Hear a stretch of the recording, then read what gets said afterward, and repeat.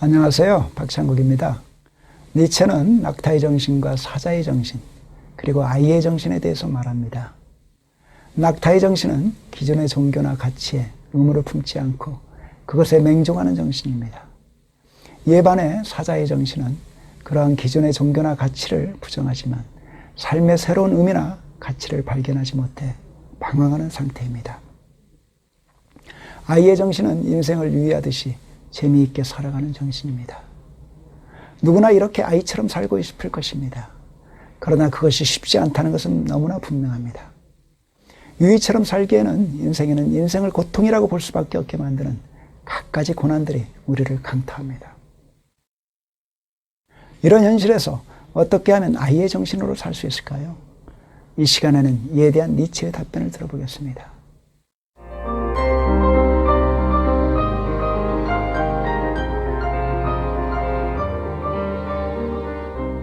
철학교수를 하다 보니 종종 젊은 사람들이나 나이 든 분들에게서 메일이나 전화로 인생의 의미가 무엇이냐라는 질문을 받곤 합니다.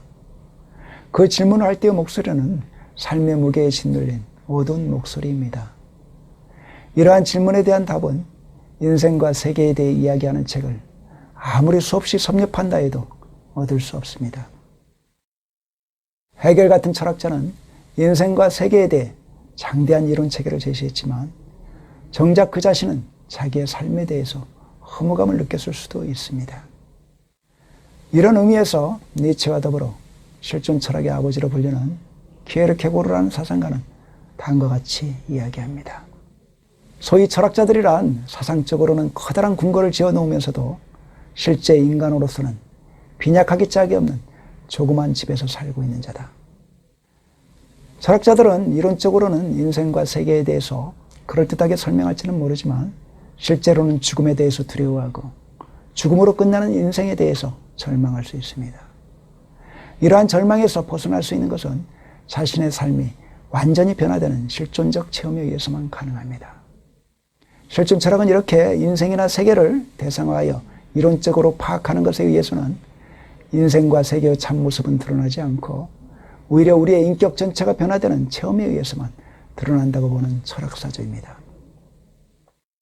니체 역시 이러한 체험을 중시하는 철학자라는 점에서 실존 철학에 속하는 사상가로 파악되고 있습니다.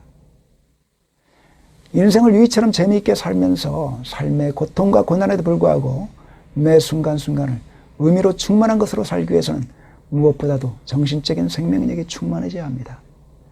고통이나 고난까지도 흔쾌하게 긍정할 정도로 생명력이 충만해질 때 우리에게 세계는 저절로 아름답고 의미로 충만한 것으로 나타납니다.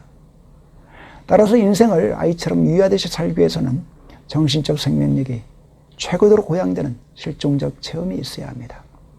예를 들어 우리가 히말라야 산처럼 험준한 산을 올라간다고 생각해 봅시다. 육체적으로 또 정신적으로 약할 때 우리에게 그 산은 저주의 산으로 나타납니다. 이때 우리는 왜 이 산을 올라가야 하는가? 이 산을 올라가야 하는 의미는 무엇인가? 라는 물음을 계속 던지면서 그 산을 올라가야만 하는 자신의 운명을 한탄하게 되지요. 이에 반해 우리가 육체적으로나 정신적으로 강할 때 그 산은 아름답고 장엄한 산으로 나타납니다. 그럴 때 우리는 왜 산을 올라가야 하는가? 라는 물음을 더 이상 던지지 않습니다. 누군가 우리에게 그런 물음을 던진다면 우리는 이 산이 아름답고 산을 오르는 것이 재미있어서 라고 답할 것입니다. 인생의 의미에 대한 물음에 사로잡힐 때 우리는 인생과 세계에 문제가 있다고 생각합니다. 그러나 니체는 문제는 우리 자신의 정신에 있다고 보았습니다. 우리의 정신력이 약하다 보니 세계가 그렇게 무의미하고 황량한 것으로 보인다는 것입니다. 그는 우리가 우리의 정신력을 강화할 때 세계는 다시 아름답게 보일 것이라고 말합니다.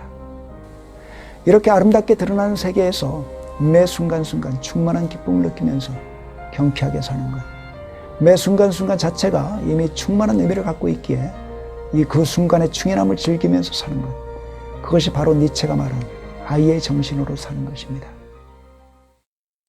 이런 의미에서 니체의 철학은 곧 삶에 대한 찬가라고 할 수 있습니다. 니체는 우리가 앞으로 섬겨야 할 신은 춤출 줄 아는 신이라고 말합니다. 이 신은 삶을 단지하는 신이 아니라 삶을 즐기고 긍정하는 신입니다. 아무런 목표나 의미 없이 기쁨 속에서 파괴와 창조를 거듭하는 이 신을 니체는 디오니소스라고 부릅니다.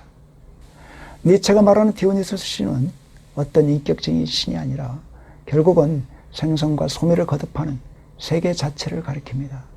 이 세계는 힘으로 충만하여 봄에는 갖가지 꽃으로 산천을 뒤덮고 여름에는 수목을 우거지게 하고 가을과 겨울에는 무성했던 잎들을 아낌없이 다시 시들게 하고 사라지게 합니다.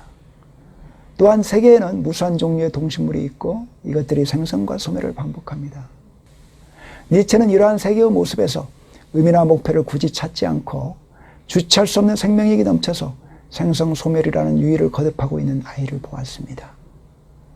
이렇게 천진난만하게 생성과 소멸, 창조와 파괴의 유의를 즐기는 이 아이를 니체는 디오니소스 신이라고 부릅니다.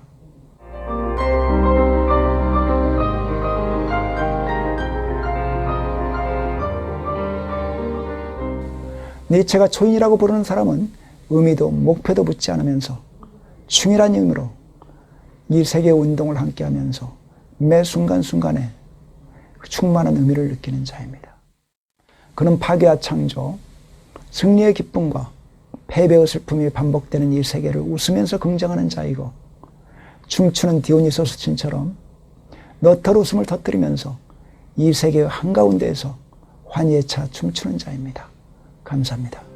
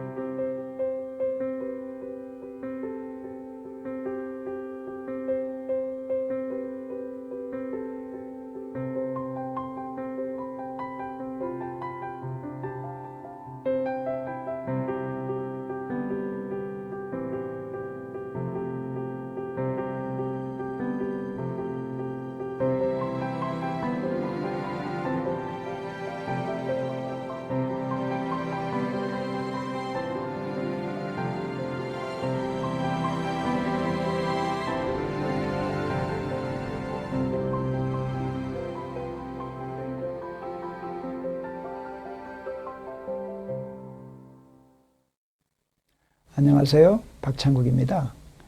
암과의 투병 끝에 60이 채 안 된 나이에 돌아가신 장영희 씨의 수필집 내 생에 단 한 번을 읽다가 해밍웨이의 소설 노인과 바다에 대해서 쓰신 글을 접했습니다. 이 소설에서는 망망대해에서 홀로 대어와 목숨을 걸고 싸우는 한 노인의 모습이 그려지고 있습니다. 장영희 씨는 대어와 노인의 싸움을 이렇게 묘사하고 있습니다. 망망대해에서 인간과 물고기가 벌이는 이 비장한 싸움에서는 승리나 패배라는 것이 있을 수 없고 오직 누가 끝까지 비굴하지 않게 숭고한 용기와 인내로 싸우느냐가 중요하다. 물고기의 몸에 작사를 꽂고 밧줄을 거머쥔 채 물고기가 수면 위로 떠오르기를 기다리는 노인. 작살에서 벗어나기 위해 용트름치는 거대한 물고기. 물고기와 노인의 이러한 팽팽한 대결은 서로가 목숨을 내놓고 싸우는 영예로운 싸움이다. 이러한 싸움이기에 노인은 자신의 적인 대어에게 사랑과 동지애마저 느끼며 이렇게 외칩니다. 아, 나의 형제여, 나는 이제껏 너보다 아름답고 침착하고 고귀한 물고기를 본 적이 없다. 자, 나를 죽여도 좋다. 누가 누구를 죽이든 이제 나는 상관없다. 사흘 동안 밤낮으로 이어진 싸움 끝에 물고기는 죽어 물 위로 떠오르지만 노인은 승리감보다는 물고기의 강한 애정을 느낍니다. 이 때문에 상어떼들이 물고기의 몸을 물어뜯을 때 마치 자신의 살점이 잘려나가는 듯한 고통을 느낍니다. 장영희 씨는 이 소설에서 가장 유명한 구절은 물고기와 싸우면서 노인이 되뇌는 말, 인간은 파괴될지언정 패배하지 않는다 라고 말하고 있습니다.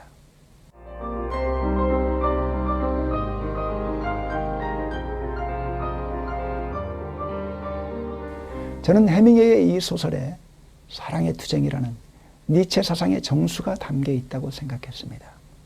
물론 니체는 사랑의 투쟁이라는 표현을 쓴 적이 없습니다.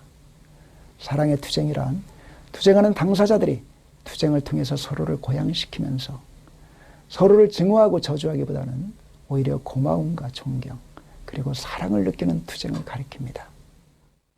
노인과 바다에서 노인과 대어의 투쟁은 사랑의 투쟁의 전형적인 모습을 보여준다고 생각합니다. 노인은 대어와 처절하게 싸우면서도 오히려 자신이 고양되었다고 느끼며 대어에 대해서 존경과 아울러 애정을 느끼고 있습니다. 누구나 다른 사람들과 경쟁하면서 설령 내가 그 경쟁에서 졌더라도 그 경쟁에서 페어플레이를 한 상대방에게 존경과 애정을 느낀 경험이 있을 것입니다. 이러한 사랑의 투쟁은 인간들 사이의 경쟁과 투쟁에서뿐 아니라 삶의 모든 현장에서 일어날 수 있습니다. 어떤 등산가가 히말라야와 같이 험난한 산을 올라갈 때도 등산가와 히말라야 사이에는 사랑의 투쟁이 일어날 수 있습니다. 등산가는 온갖 고통을 예상하면서도 히말라야에 과감히 도전하는 자신에 대해서 자부심과 고향감을 느낄 수 있으며 또한 그러한 자부심과 고향감을 느낄 수 있게 해준 히말라야 산에 대해서 존경심과 아울러 애정을 느낄 수 있을 것입니다. 이러한 사랑의 투쟁은 인간과 운명 사이에서도 일어날 수 있습니다. 인생은 우리의 바람과는 상관없이 우리를 엄습하는 운명들로 점철되어 있습니다. 어떤 부모에게서 태어날지, 어떤 외모와 지능을 갖게 될지, 어떤 병에 걸릴지, 어떤 사람들을 만날 것인지 등 많은 것들이 우리가 선택할 수 있는 것들이 아닙니다. 인생은 이러한 운명과의 싸움입니다. 이러한 싸움에서 우리는 좌절하면서 자신이 부딪힌 운명이 다른 사람들이 부딪힌 운명에 비해서 너무나 가혹했으며 인생은 불공평하기 짝이 없는 것이라고 한탄하고 자신의 운명을 저주할 수도 있습니다. 그러나 니체는 위험하게 살아라. 베스비오 화산의 비탈에 너의 도시를 세워라 라고 외칩니다. 우리는 우리의 운명이 평온하기를 바랄 것이 아니라 베스비오 화산처럼 가혹하게 되기를 바라야 한다는 것입니다. 이렇게 가혹한 운명과 대결하면서 우리는 우리 자신을 보다 강하고 심원한 존재로 고양시킬 수 있습니다. 그리고 이렇게 고양되면서 우리는 우리의 고독한 운명을 오히려 아름다운 것으로 사랑할 수도 있게 됩니다. 이때 우리는 노인과 바다에서의 노인처럼 자신의 운명에게 이렇게 소리칠 수 있을 것입니다. 아, 나의 형제여, 나는 이제껏 너보다 아름답고 강인하고 고귀한 상대를 본 적이 없다. 자, 나를 죽여도 좋다. 누가 누구를 죽이든 이제 나는 상관없다.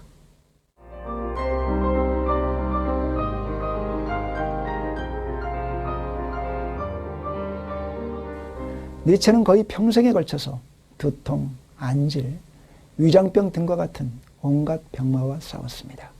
그러나 니체는 이러한 병마를 저주하지 않고 그러한 병마를 통해 자신이 강해지고 심원해졌다고 생각하면서 그것에 감사했습니다. 니체는 이런 의미에서 운명에 대한 사랑, 아모르 파티에 대해서 말하고 있습니다. 이러한 운명에는 운명과의 사랑의 투쟁을 가리킨다고 할 수 있습니다. 니체는 투쟁은 만물의 아버지라는 헤라클레이토스의 사상을 긍정적으로 받아들이고 있습니다.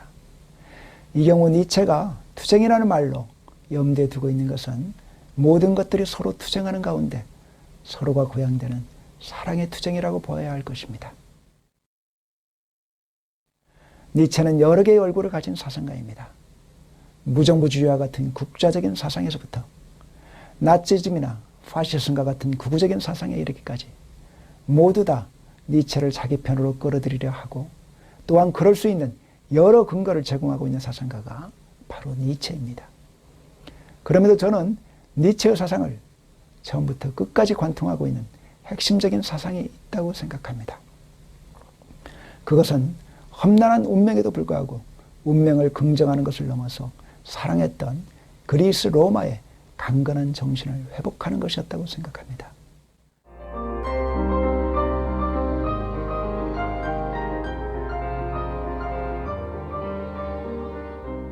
저는 이 강의에서 우리가 살아가면서 던지게 되는 중요한 물음들에 니체라면 어떻게 답했을지를 짚어보는 방식으로 니체의 사상을 알기 쉽게 소개하려고 합니다.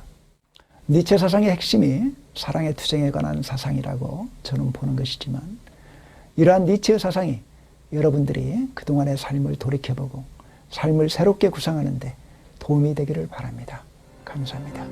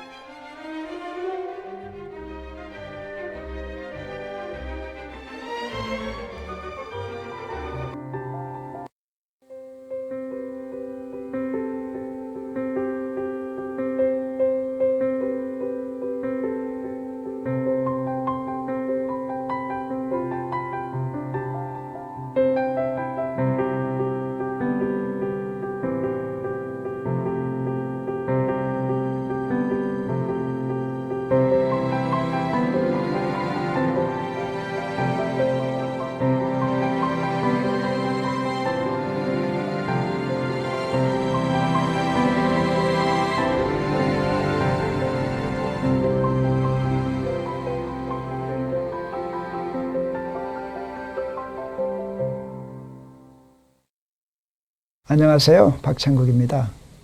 니체는 인생의 본질을 자신을 강하고 위대한 존재로 고양시키고 싶어하는 힘의 의지에서 찾았습니다. 그리고 니체는 현대인들은 안락한 생존과 쾌락에만 연연해야 하기 때문에 병약한 인간이 되어버렸다고 말합니다. 어떻게 하면 우리는 삶을 버겁게 느끼는 상태에서 벗어나 행복하게 살 수 있는지에 대해 니체의 답변을 함께 들어보겠습니다.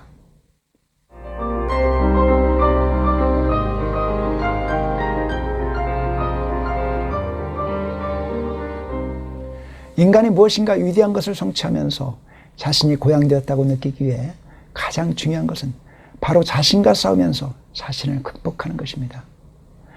우리는 안일함과 향락을 추구하려는 자기의 성향과 투쟁하면서 자신에 대해서 승리를 거두어야 합니다.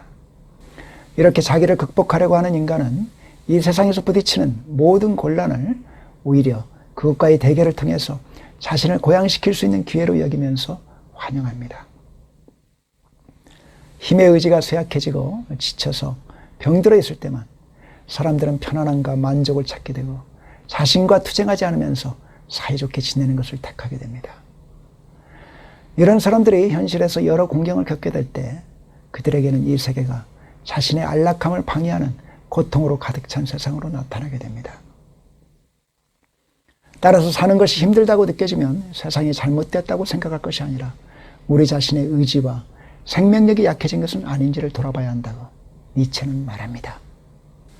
자신의 목숨을 걸고 히말라야 같은 산을 오르는 사람에게 우리는 왜 산에 올라가느냐고 묻습니다. 이러한 질문에 대한 유명한 답은 산이 그곳에 있으니까 올라갈 뿐이다 하는 것이죠. 니체라면 어떻게 대답을 했을까요? 자신의 힘을 느끼고 싶어서 험난하고 높은 산을 겁내지 않고 올라가는 자신의 강한 힘을 느끼고 싶어서 라고 답하겠지요. 험준하고 높은 산을 아무런 불평 없이 올라가 정상에 설 때 우리는 자신에 대해 뿌듯함을 느끼게 됩니다. 물론 이러한 뿌듯함은 정상에 올라갔을 때 가장 크겠지만 올라가는 과정에서도 느낄 수 있습니다. 경사면에 올라갈 때 우리는 그 자리에 주저앉고 싶은 욕망을 극복하면서 우리가 우리 자신의 주인임을 느낀과 동시에 자신에 대한 자부심을 느낄 수 있으니까요.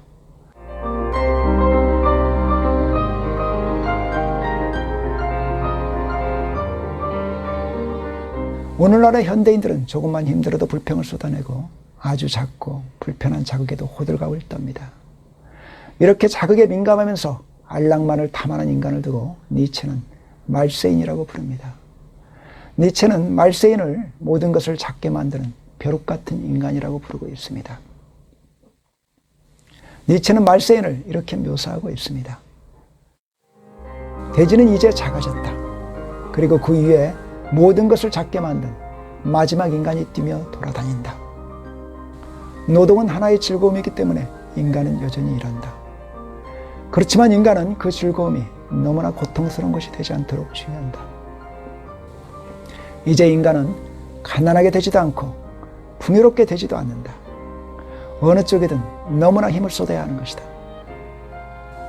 누가 지금도 여전히 지배하기를 원하겠는가? 누가 복종하겠는가? 양쪽 모두 너무나 많은 힘을 소모했다. 목자는 없고 군중만 있구나. 모든 사람은 동일한 것을 원한다. 모든 사람은 동일하다.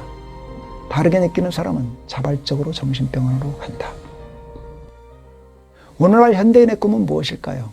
대부분의 사람들이 안정된 직장을 다니고 배우자와 자식들과 함께 안락한 가정을 이뤄서 편안하게 살고 싶어 합니다.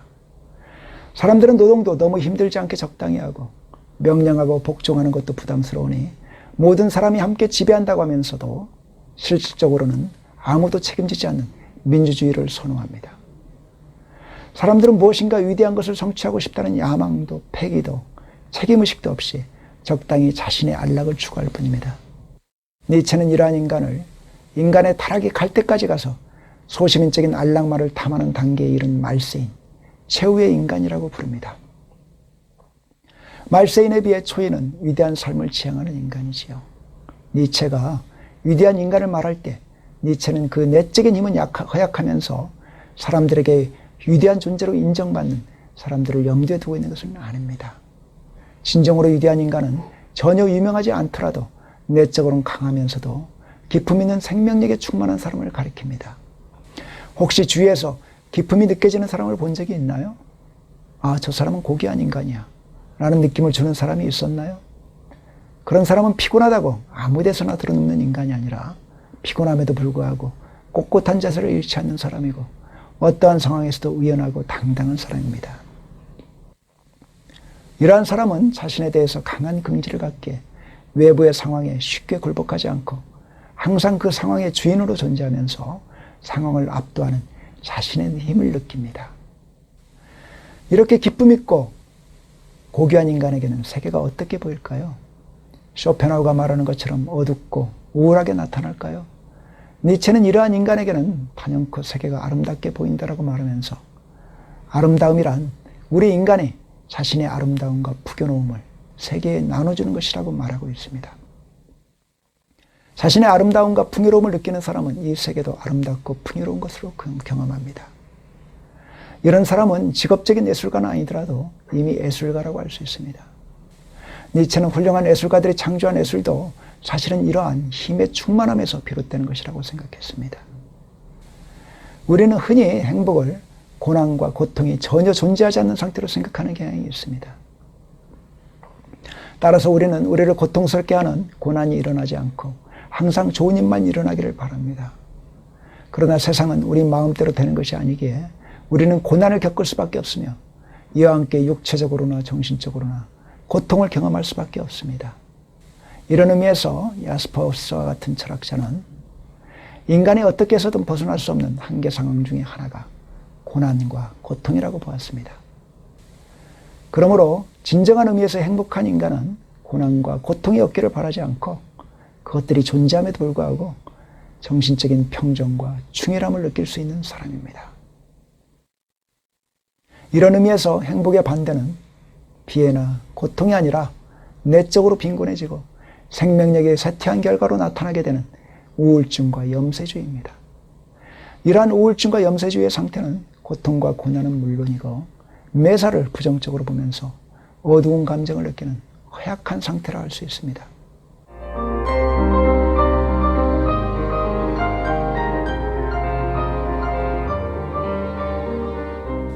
우리는 종종 사는 것이 힘들다는 생각을 합니다.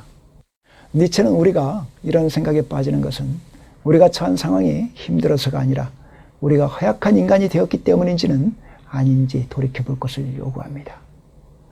이와 함께 니체는 우리가 자신을 강한 인간으로 자신을 단련할 것을 요구합니다. 감사합니다.